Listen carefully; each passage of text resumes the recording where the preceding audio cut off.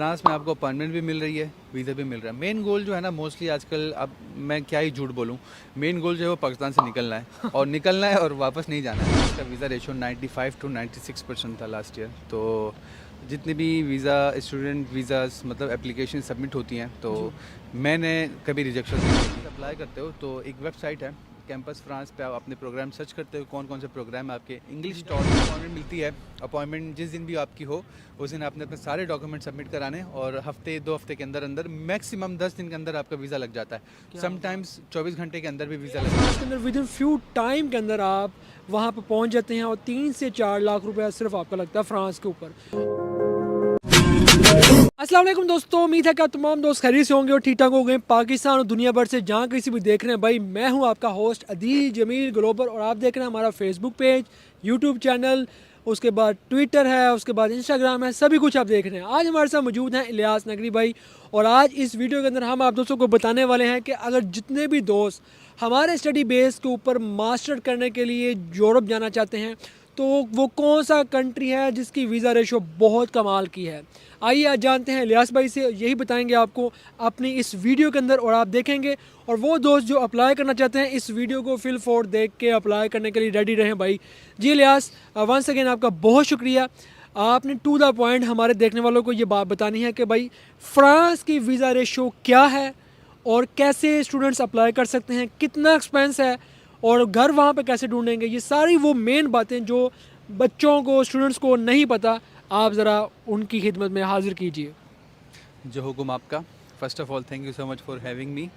और वीडियो को स्टार्ट करने से पहले मैं आपको बताऊं कि फ़्रांस का जो वीज़ा रेशो है ना, लास्ट ईयर की बात करूं तो स्टेट्स के हिसाब से फ़्रांस का वीज़ा रेशो 95 to 96% था लास्ट ईयर। तो जितनी भी वीज़ा स्टूडेंट वीज़ास मतलब एप्लीकेशन सबमिट होती हैं तो मैंने कभी रिजेक्शंस नहीं देखी और अगर होते भी हैं तो वो ना होने के बराबर होती हैं रिजेक्शंस।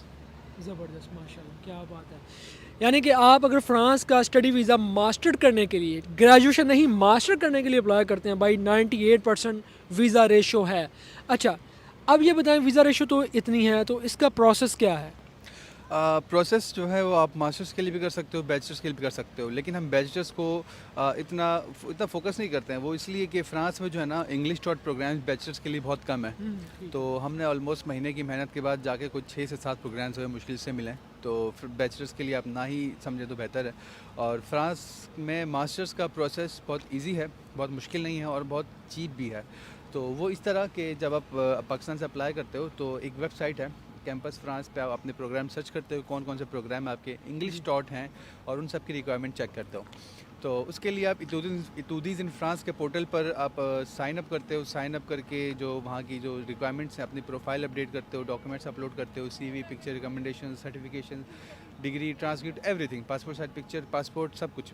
जब प्रोफाइल अपडेट हो जाती है तो अगला स्टेप होता है उसी के अंदर ही पोर्टल पर ही आप अपनी बकेट लिस्ट फिल करते हो।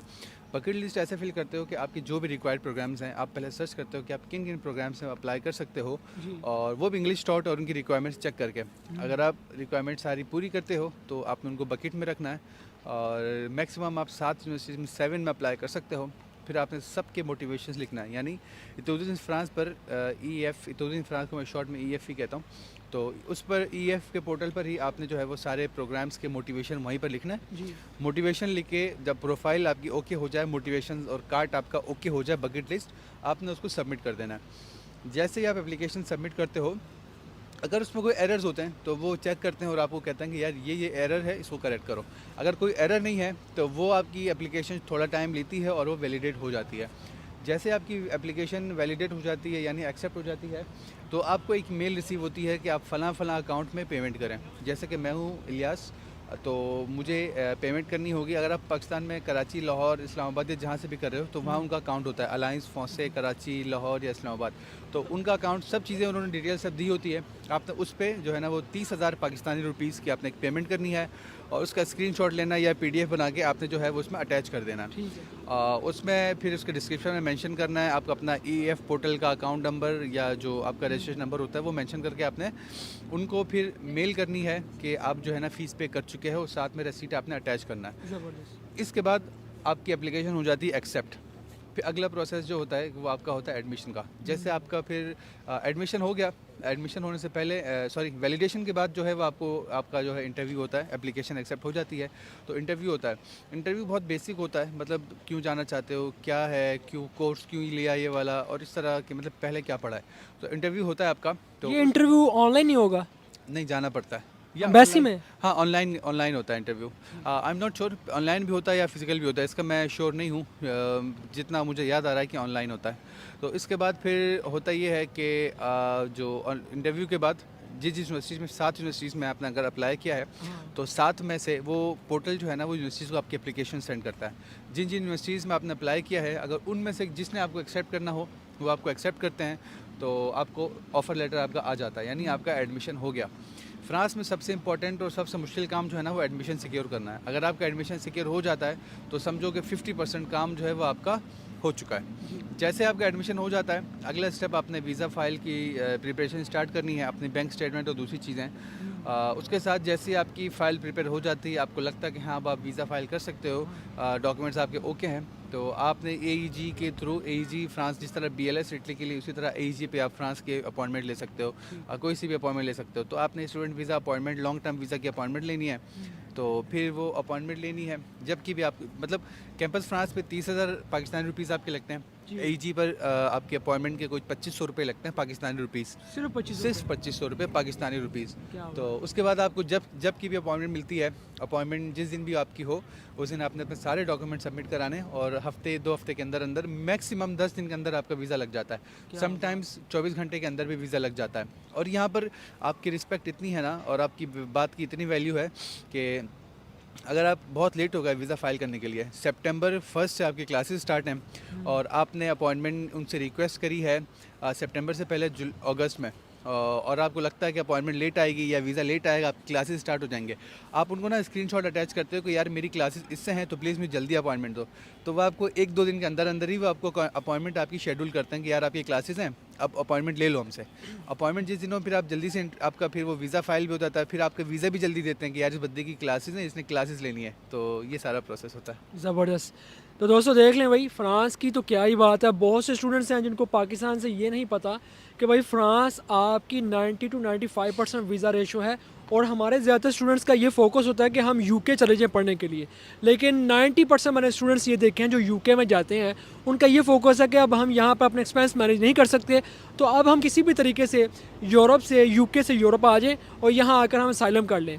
तो क्यों ना आप डायरेक्टली आप फ्रांस के अंदर आ जाएँ। लिहाज टोटल एक्सपेंस कितना है जो स्टडी बेस के ऊपर फ्रांस का होता है? देखें, अभी हमने बताया कैंपस फ्रांस की 30,000 है, फिर आपने अपॉइंटमेंट लेनी है AEG पर, और जिस दिन आप वीज़ा फाइल करते हो तो वीज़ा फ़ीस आपकी कोई 15 या 16,000 है। तो आपकी डॉक्यूमेंट्स की कॉपीज़ करानी हो, आपने अटेस्टेशन करानी हो, तो ये सब मिला के आप 80,000 तक लगा सकते हो। लेकिन 80,000 है नहीं खर्चा, मतलब 50, 55, 60,000 में आपका काम हो रहा है, और उसके बाद इतने में आपकी वीज़ा फाइलिंग हो जाती है। बाकी जो आपके एक्सपेंसेस होते हैं ना वीज़ा लगने के बाद, आपकी टिकट्स है, आपकी शॉपिंग है, तो ये सारा एक्सपेंस, अब टिकट शॉपिंग आप पे डिपेंड करता है कि आप कितना एक्सपेंस इसमें लगाते हो।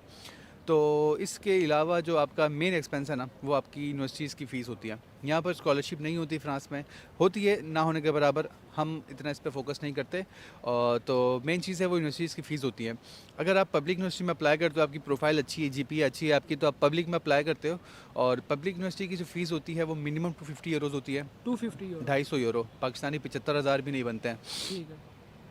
अगर आप मैक्सिमम पे जाएँ तो मैक्सिमम की कोई लिमिट नहीं है। 8-8 हज़ार, 10-10 हज़ार, 20 हज़ार, 35 हज़ार एक साल की फ़ीस भी है, यूरोज़ में बता रहा हूँ आपको। तो पब्लिक यूनिवर्सिटीज़ में आपकी 250 फ़ीस होती है। तो अगर आपके इस यूनिवर्सिटी में एडमिशन हो जाए तो आप बहुत लकी हैं, पूरे साल की 75,000 आपने फ़ीस देनी है, और फिर बाकी एक्सपेंसेस आपके वहाँ पहुँचने के बाद होंगे। ज़बरदस्त। जैसा कि जितने भी हमारे स्टूडेंट्स हैं, देखने वाले जितने भी लोग देख रहे हैं, कि अगर कोई भी अपने बच्चों को बाहर भेजना चाहता है तो उसका वो समझता है कि मेरी नज़र में तो यही है कि जितने भी स्टूडेंट्स अप्लाई करेंगे वो गवर्नमेंट यूनिवर्सिटीज़ के अंदर ही अप्लाई करेंगे, सब ने अपने पैसे सेव करने हैं। अब सवाल ये है कि जब हमने वहाँ जाकर हमारा एडमिशन बहुत कम हो रहा है, 3-4 लाख रुपये लग रहा है, हम फ्रांस में जा रहे हैं, और एक साल की फ़ीस जो 70-80 हज़ार रुपये या 1 लाख रुपये कर ले फ़ीस है पाकिस्तानी रुपीज़ के अंदर। अब सवाल ये है कि वहाँ जाकर हमें बेनिफिट क्या है? सबसे पहला बेनिफिट फ्रांस का वो आपका वीज़ा रेशो है। और कंट्रीज़ या आपको अपॉइंटमेंट नहीं मिलती है, अपॉइंटमेंट मिलती है तो ये आपको वीज़ा नहीं मिलता। फ्रांस में आपको अपॉइंटमेंट भी मिल रही है, वीज़ा भी मिल रहा है। मेन गोल जो है ना मोस्टली आजकल, अब मैं क्या ही झूठ बोलूँ, मेन गोल जो है वो पाकिस्तान से निकलना है और निकलना है और वापस नहीं जाना है। तो जब आपके पास ये दोनों चीज़ें इतने सस्ते में हो रही हैं तो फिर ये मौका हाथ से जाना क्यों ही देना। ये सही सबसे बात। पहला बेनिफिट है। और दूसरा बेनिफिट फ्रांस का ये है कि वहाँ पर ना आपको, अगर आप स्टूडेंट वीज़ा पे जा रहे हो तो आपको ना सब चीज़ें सब्सिडाइज मिल रही हैं, चाहे वो आपका ट्रांसपोर्ट हो, चाहे वो आपका रेंट हो, चाहे वो आपका फूड हो, ग्रोसरी हो, सब चीज़ सब्सिडाइज्ड है। गवर्नमेंट की तरफ से रेंट कंट्रीब्यूशन मिलता है, CAF कैफ के नाम से आप अप्लाई करते हो, रेंट कंट्रीब्यूशन मिलता है वहाँ पे। इसी तरह आपकी ग्रोसरी समटाइम्स फ्री होती है, अगर आप वाकई डिजर्विंग स्टूडेंट हो तो आप रिक्वेस्ट करते हो तो आपको फ्री डिलीवरी, फ्री ग्रोसरी मिल जाती है। बहुत सारी ऑर्गेनाइजेशन है जिसके थ्रू, और आपका जो पास होता है मंथली, ट्रेन पास, बस पास, वो भी सब्सिडाइज होता है। तो इस तरह स्टूडेंट्स बहुत सस्ते में रह लेते हैं वहाँ पर। बाकी आपके स्टैंडर्ड पे डिपेंड करता है कि अगर आप बहुत स्टैंडर्ड मतलब नवाब हो तो फिर आप 2000-3000 भी खर्च कर सकते हो। बाकी आप नॉर्मल कहते हो हाँ ठीक है चलेगा, तो आप 300-400 में भी अपना पूरा मंथ निकाल सकते हो। ज़बरदस्त। तो ये तो डिपेंड करता है कि कोई भी स्टूडेंट है जो यूरोप में आता है वो कैसे रहना पसंद करता है, तो ये बहुत अच्छी बात है। अब मेन पॉइंट है कि फ़्रांस के अंदर जितने भी लोग जाएंगे, जैसे कि उनका एडमिशन हो जाता है, अब आप यहाँ पर जो अकोमोडेशन है, जो यहाँ का रहने का तरीकाकार है, वो कैसे, कोई भी स्टूडेंट, लड़की जा रही है या लड़का जा रहा है, कैसे वो सबसे पहले सर्च करेंगे अकोमोडेशन को? सबसे पहले तो आपको अपनी यूनिवर्सिटी से बात करनी है या जो आपके कोर्स कोऑर्डिनेटर है उससे बात करनी है, क्योंकि मोस्टली ऐसा होता है कि जिस भी यूनिवर्सिटी में आपका एडमिशन हुआ है ना, तो यहाँ पर वो हेल्प करते हैं अकोमोडेशन के लिए, क्योंकि आप अपनी कंट्री से एक नई कंट्री बिल्कुल जा रहे हो, तो आपको तो नहीं पता ना कि घर कैसे ढूंढना है, आपको तो यही नहीं पता वो होगा क्या। जी। जब हम फर्स्ट टाइम आए तो हम कहते हैं ये क्या है, हाँ क्या बात है। तो जब आप पहली दफ़ा जाओगे ना आपको समझ ही नहीं आएगा भाई हम कहाँ आ गए। वो अलग बात है कि आपने वीडियोज़ में देखा होगा।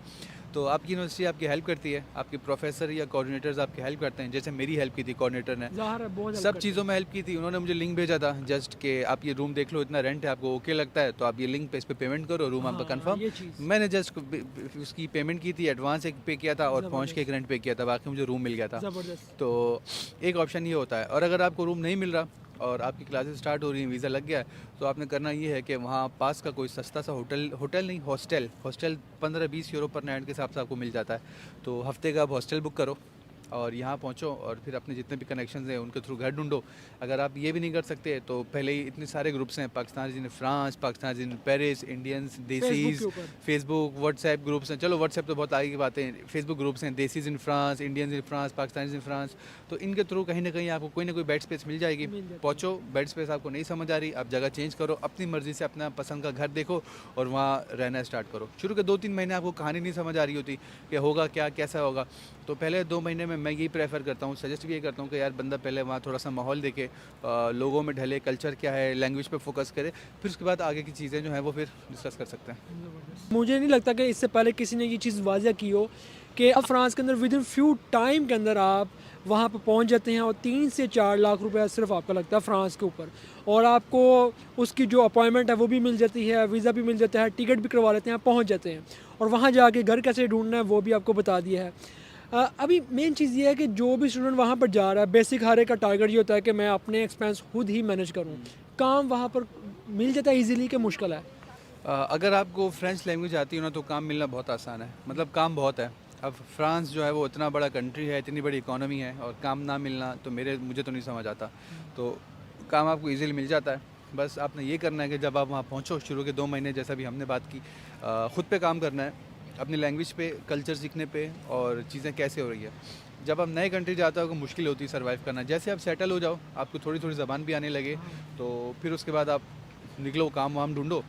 तो आप दिन में 4 घंटे और हफ्ते में 20 घंटे काम कर सकते हो, और इस तरह काम करके आप जो है वो महीना पार्ट टाइम पे 1000 भी 1200 भी बना सकते हो ईजिली। एक्सपेंसेस अपने पूरे करने के बाद 500-600 यूरो आप ईजिली सेव कर सकते हो अगर आप अच्छा काम करने वाले हो। अगर लैंग्वेज नहीं आएगी आपको देसियों के पास काम करना पड़ेगा, और आपको पता है फिर देसी कितना एक्सप्लॉइट करते हैं, पूरा काम आपसे कराएंगे फिर पैसे उतने देते नहीं हैं। तो साथ साथ में आप फ्रेंच सीखो, फिर फ्रेंच के पास स्विच कर जाओ और फिर अच्छा पैसा बनाओ। तो इलियास, मैं आपसे लास्ट पे ये पूछना चाहूँगा कि जो दोस्त भी अभी अप्लाई करना चाह रहे हैं वो कैसे अप्लाई कर सकते हैं, क्या तरीकाकार है? देखें, अप्लाई करने के ना दो चीज़ें होती हैं। एक तो ये होता है कि आप खुद पूरी मेहनत लगाओ, बैठ के सारी चीज़ें ढूंढो, सारे काम खुद से करो। और दूसरा ये होता है कि अगर आप इतना अफोर्ड कर सकते हो और आपकी सारी चीज़ें नहीं होती हैं और आपको डर लगता है कि आपकी किसी छोटी गलती की वजह से आपका वीज़ा रिजेक्ट हो सकता है, तो आप बिल्कुल से हमारी सर्विसेज ले सकते हो। उसके लिए आप किसी भी कंसल्टेंट के पास जाओ। 5-6 लाख से कम की आजकल फ्रांस की बात चल नहीं रही है, क्योंकि अब सब में श्योर हो गया कि वीज़ा रेशो बहुत अच्छा है। तो हमारा हैंड्स ऑन एक्सपीरियंस है, 2 साल से हम कर रहे हैं। तो हम बहुत आधे पैसों में, बहुत कम पैसों में ये प्रोसेस करते हैं, और इसकी डेडलाइन जो है वो पहले शायद हम डिस्कस कर चुके हैं कि 6 जनवरी तक एक्सटेंड हो गई है। तो ये प्रोसेस है, सारा काम आपका हम करके देते हैं, एडमिशन से लेकर वीज़ा प्रोसेस और सारी चीज़ें, तो ये सारा हम करके देते हैं। अदरवाइज़ आपने सिंपल कैंपस फ्रांस पे जाना है, फिर वही हमने पहले जो बताया, प्रोग्राम्स ढूंढना, जो कि सबसे हेक्टिक इसमें जो है ना चीज़, वो प्रोग्राम्स ढूंढना है। ये प्रोग्राम ढूंढना आसान नहीं है, अगर कर सकते हो तो खुद से करो, नहीं तो हम हाजिर हैं आपके लिए। तो दोस्तों, जितने भी दोस्त हैं जो फ्रांस के लिए अप्लाई करना चाह रहे हैं, 6 जनवरी इसकी लास्ट डेट है। उसके बाद फिर नेक्स्ट ईयर में होगा, फिर नेक्स्ट ईयर कैंपस, उसके बाद फिर नेक्स्ट ईयर में जाके कैंपस स्टार्ट होंगे, फिर नेक्स्ट ईयर ये सारे सीन होंगे। अभी ऑलमोस्ट आपके पास 2 हफ्ते हैं अप्लाई करने के लिए। जितने भी दोस्त हैं जिन्होंने अपना जो ग्रेजुएशन है पाकिस्तान या इंडिया से कंप्लीट कर लिया हुआ है और वो लोग चाहते हैं अप्लाई करने के लिए, वो ज़रूर अप्लाई करें। बजाय इसके कि आप ये सवाल करें हमें आर्ट्स चाहिए, हमें ये चाहिए, हमें वो चाहिए, ऐसा कुछ भी नहीं है। आप खुद सर्च करें, जो इलियास भाई ने बताया है, खुद सर्च करके अगर कर सकते हैं, दिमाग लगा सकते हैं तो करें। अगर आप कोई कंसल्टेंट ढूंढ सकते हैं तो उसके थ्रू करवाएं, और अगर आप नहीं कर सकते तो फिर आप इलियास से रब्ता करके आप इनके ज़रिए भी अपना एडमिशन हासिल कर सकते हैं, और ये आपके ऊपर है। कुछ कहना चाहेंगे? सबसे अच्छी बात, अगर आपके पास आइल्स है तो अच्छी बात है, अगर आइल्स नहीं है तो आइल्स मैंडेटरी नहीं है, आप आइल्स के बगैर भी अप्लाई कर सकते हो। ज़बरदस्त। तो भाई, किस चीज़ का वेट है आपको? बाहर आना चाहते हैं, स्टडी आपने की हुई है, बाहर यहाँ यूरोप के अंदर अपना फ्यूचर देखते हैं, कुछ करना चाहते हैं, तो ये आपके ऊपर है। हमारा काम था ये जो वीडियो है आप लोगों तक पहुंचानी। अब आपका काम है आप अपने माइंड को कितना यूज़ करते हैं। ये जो 2-2.5 किलो का हमने गर्दन के ऊपर रखा हुआ है, इसको यूज़ करने से इंसान कहाँ से कहाँ पहुंच गया आज दुनिया के अंदर। लेकिन अगर नेगेटिव चीज़ों के अंदर ही यूज़ करना है तो कुछ भी नहीं बन सकता। दुआओं में याद रखिएगा। अब आपके ऊपर है भाई, अप्लाई करें, जैसे भी आप कर सकते हैं, ये आपके ऊपर है। तब तक आप हमें दें इजाज़त, हम यहाँ पर घूम फिर लें। हम आए हुए हैं इस वक्त वीनस के अंदर, तो यहाँ पे नज़ारे ले लें। तब तक आप दुआओं में याद रखिएगा। अल्लाह हाफिज़।